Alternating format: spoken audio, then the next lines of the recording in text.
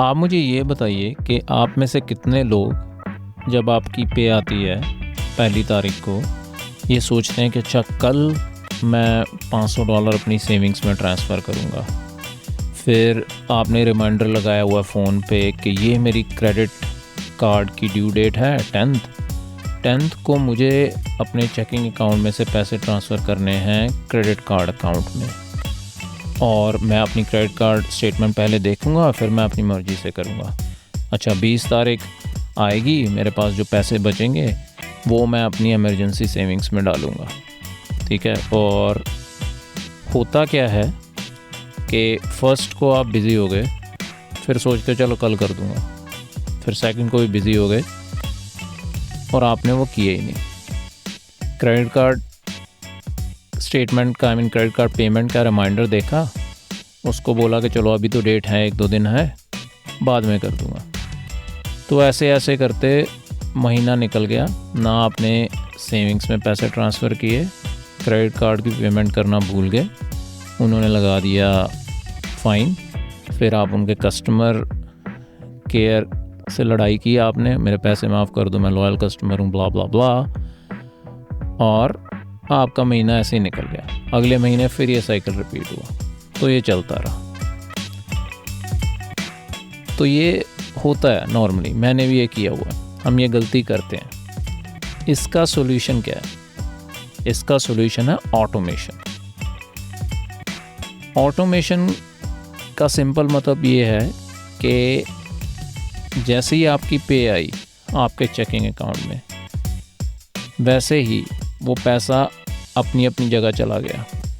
ठीक है। आप लगा लो जिस तरह प्लम्बिंग होती है ना, घर में अलग अलग रूम के पाइप्स होते हैं, तो ऑटोमेशन हमारी फाइनेंशियल प्लम्बिंग है। अलग अलग पाइप्स के थ्रू पैसा अपनी अपनी जगह चला गया। तो ये हो गया सिंपल मतलब ऑटोमेशन का। वेलकम टू दाल फुल्का एंड फाइनेंस। किसी ने नहीं बताया, मैं बताता हूँ, और मैं हूँ अमरदीप मान। अब अकाउंट्स कौन कौन से चाहिए ऑटोमेशन करने के लिए, हमने इस बारे में थोड़ी बात की थी आई थिंक सेकंड एपिसोड में, तो आप उस एपिसोड को भी जाके सुन सकते हैं, मैं उसका लिंक शेयर कर दूंगा। बट चलिए हम दोबारा इनको डिस्कस करते हैं कि कौन कौन से अकाउंट्स आपको चाहिए ऑटोमेशन के लिए। सबसे पहला चेकिंग अकाउंट, राइट। कहीं भी आप अपने ब्रिक एंड मोटर बैंक में जाके खुलवाइए, यहाँ आपकी पे आएगी, आप ही अपने एम्प्लॉयर को अपने डायरेक्ट डिपॉजिट के लिए दोगे और यहाँ आपकी पे आएगी।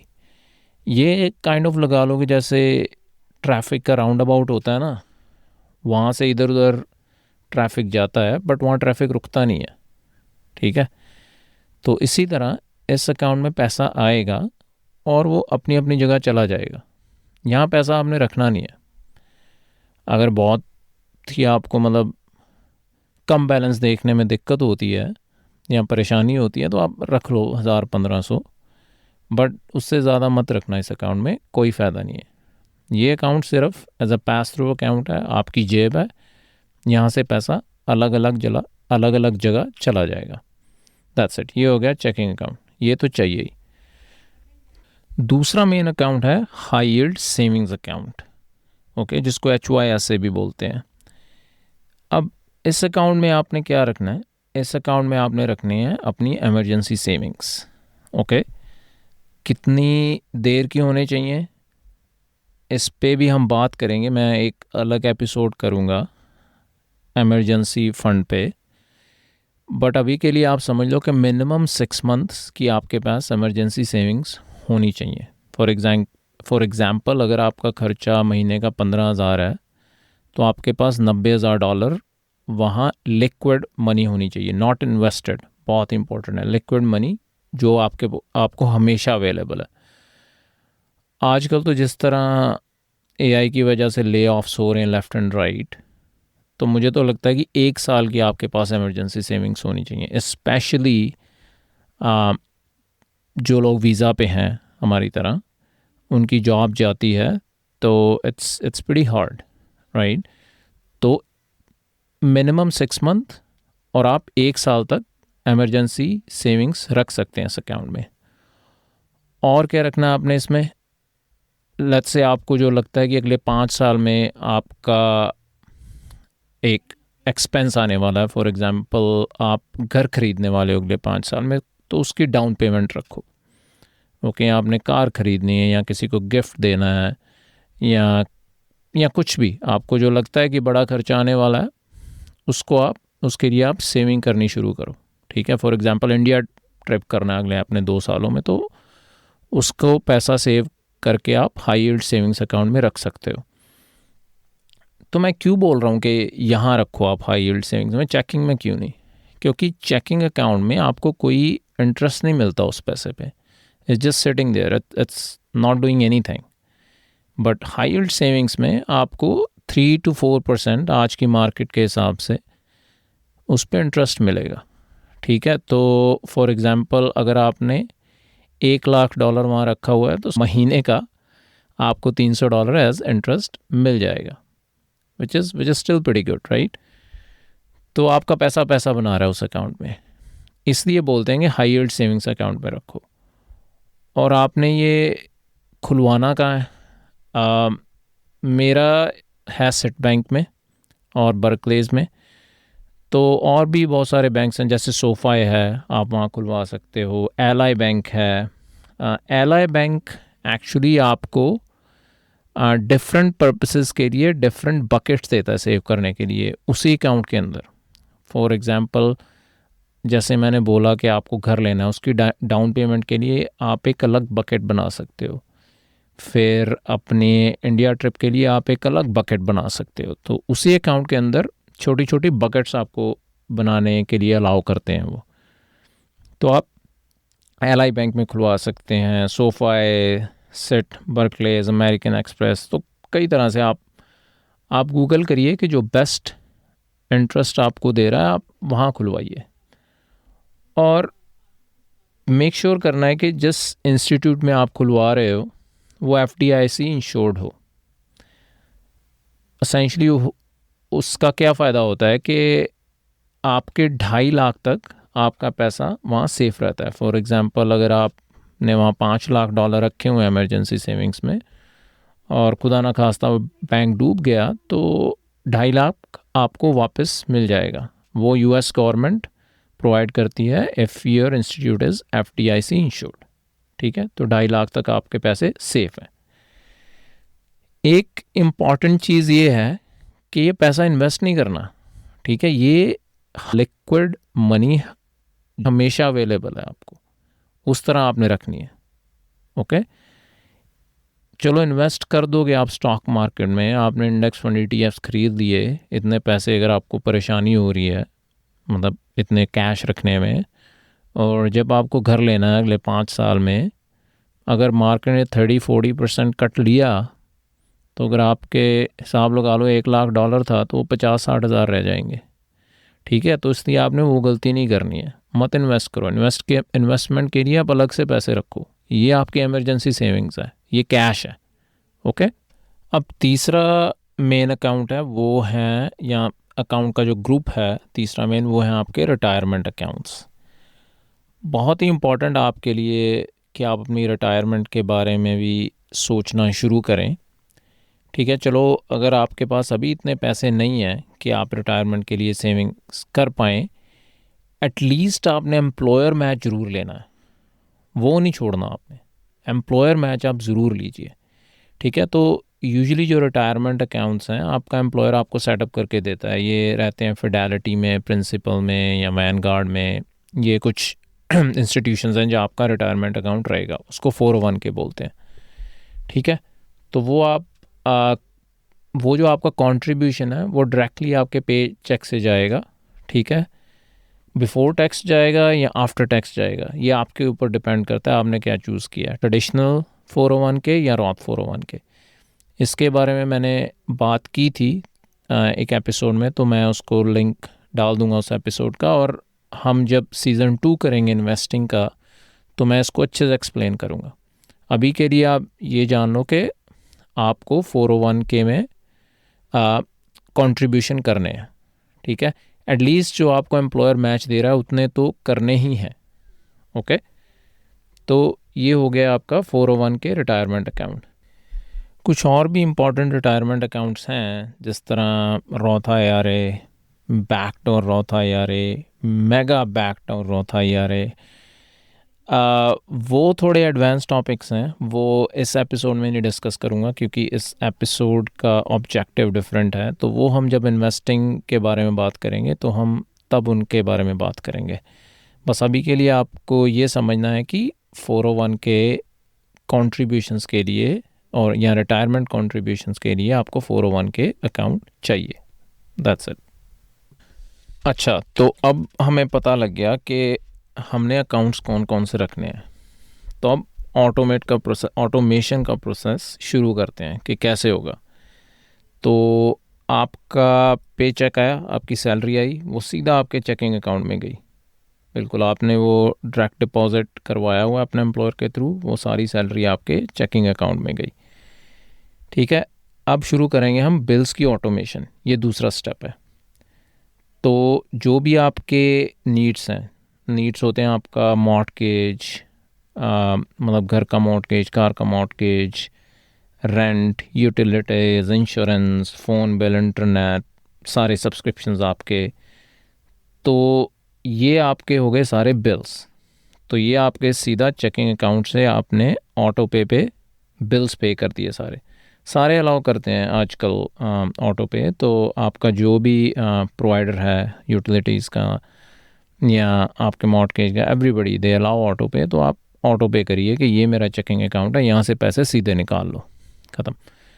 तो आपको ये थोड़ा ज़रूर हिसाब लगाना पड़ेगा कि अगर आपके बिल्स लेट्स से 5,000 हैं, ठीक है, $5,000 आपका रेंट, मॉर्टगेज, सब कुछ मिला के आपको बैठ के हिसाब लगाना पड़ेगा कि अच्छा मेरे नीड्स कितनी है। अगर $5,000 है तो चेकिंग अकाउंट में थोड़ा सा बफर रख लो, $6,000 रख लो। ठीक है, $6,000 से ज़्यादा मत रखना, बाकी सारा पैसा हम अभी डिस्ट्रीब्यूट करेंगे। तो अब स्टेप 3 क्या है? स्टेप 3 है कि आपको अपनी एमरजेंसी सेविंग्स को फंड करना है। ओके, तो 5,000 आपने बिल्स में दे दिया। अगर कम पैसे बच रहे हैं बिल्स, अगर आप पे चेक टू पे चेक हो तो थोड़ा ही डालो, चाहे लाइक $50 महीने का डाल दो, $100 महीने का डाल दो, कुछ तो डालो, एटलीस्ट $1,000 कर लो उसमें। अगर आपको कोई हेल्थ इशू आ गया, एटलीस्ट आपके पास अपने हेल्थ इंश्योरेंस का डिडक्टिबल तो होना ही चाहिए कम से कम। ओके, तो उतने पैसे आप ज़रूर रखो। और जैसे मैंने बोला था पहले कि मिनिमम 6 मंथ्स अगर आप कर सकते हो, it's not gonna happen overnight. आपको थोड़े थोड़े थोड़े पैसे डाल के वो बिल्डअप करना पड़ेगा अपना इमरजेंसी फ़ंड। ओके, 1 साल तक लेके जा सकते हो आप इसको। आजकल AI जॉब खा रहा है, तो 1 साल तक लेके जाओ इसको।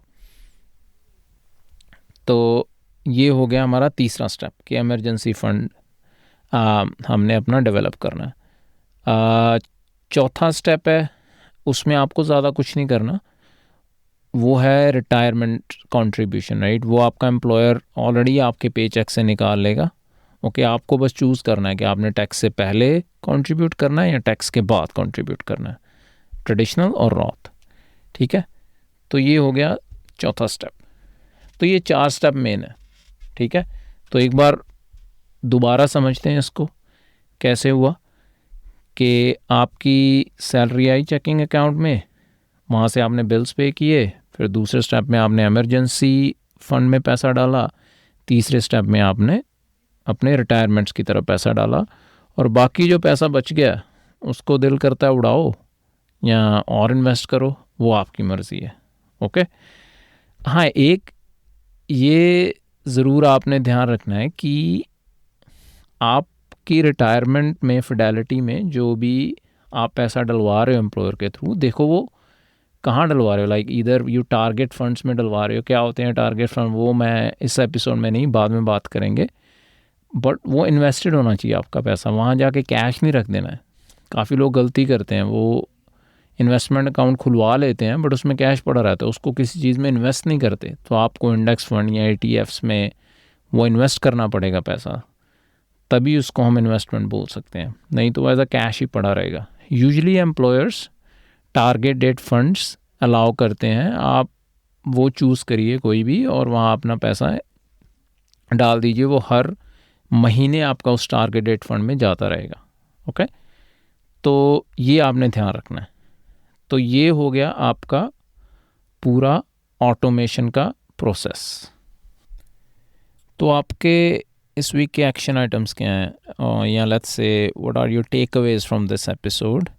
आई एम अज्यूमिंग कि चेकिंग अकाउंट तो सबके पास होगा, वहाँ आपकी सैलरी या आपकी जो भी अर्निंग्स हैं वहाँ जा रहे हैं। तो दूसरा स्टेप आपने क्या लेना है कि आप हाई यील्ड सेविंग्स अकाउंट खुलवाइए, अगर नहीं है तो ठीक है। जैसे मैंने बताया था, कहीं भी खुलवा सकते हो, लाइक सोफाई, एल.आई, EQ, आप सर्च करिए कि कौन सा बैंक आपको बेस्ट इंटरेस्ट दे रहा है, आप वहाँ जाके खुलवाइए। अब कुछ लोग CD भी खुलवाते हैं। CD इज़ एसेंशियली वो भी अकाउंट ही रहता है, it's called certificate of deposit. But CD की प्रॉब्लम ये है कि वो आपको एक स्पेसिफिक टाइम के लिए खुलवानी पड़ती है। लाइक लेट्स से आप अगर बोलोगे कि 6 मंथ की CD खुलवानी है, तो आप अगर 6 महीने से पहले वहाँ से पैसे निकलवाओगे तो आपको पेनल्टी देनी पड़ेगी।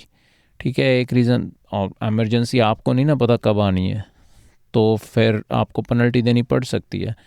और फिर CD के और थोड़े हैसल होते हैं, अगर जब आपकी मैच्योर हो रही है CD, उसको एक्सटेंड करवाना या उसको बंद करवाना, अगर आप भूल गए तो फिर वहाँ पैसे पड़े रहते हैं। उसके कुछ एडवांटेजेस भी हैं, बट वो मैं डिस्कस करूँगा अगले एपिसोड में। हम अच्छे से एक्सप्लोर करेंगे हाई यील्ड और CD में क्या फ़र्क है। ठीक है, तो ये आपने दूसरा काम करना है। अब तीसरा काम क्या करना है कि आपको मेक श्योर करना है कि आप एम्प्लॉयर मैच ले रहे हो अपने 401k में।